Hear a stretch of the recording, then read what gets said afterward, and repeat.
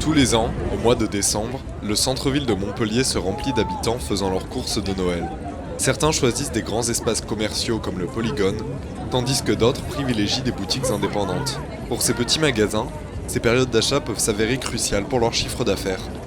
Nous sommes allés à la rencontre de deux de ces petits commerces.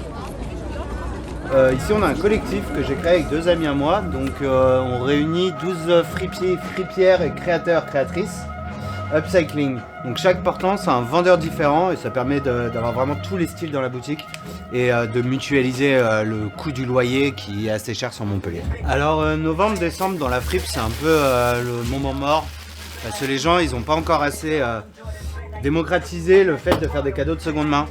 On comprend un peu que les gens ils préfèrent acheter la petite idée cadeau à la con pour offrir à Noël. On va toucher du minot 18 ans qui va s'habiller streetwear, à la petite jeune qui veut s'habiller Y2K, à la daronne qui va mettre de la fourrure ou du gros manteau en laine. En moyenne d'âge, on va dire qu'on a plus de 25-35 ans, mais t'as vraiment tout le monde qui rentre dans la boutique et tout le monde qui achète des trucs. Alors vous êtes dans une boutique associative de créateurs. Donc c'est une association. Donc vous avez vu, chaque créateur a son savoir-faire et son petit coin dans la boutique. Moi je suis créatrice aussi. Je fais des permanences dans la boutique. Je suis créatrice du bestiaire de Suzy. C'est de la broderie de perles. Chaque année pour Noël, on a beaucoup plus de ventes. On fait beaucoup plus de ventes. Cette année, on a une grosse baisse quand même des ventes. Alors pas de la fréquentation. On a toujours du passage. Mais on a vu qu'il y avait beaucoup moins d'achats et des achats, le panier moyen est moins élevé que les autres années.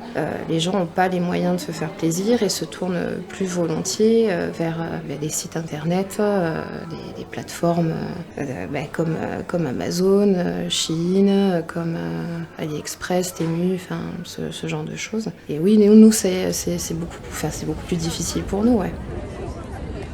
Comme chaque année, la période des fêtes a un impact inquiétant sur la stabilité des petits commerces.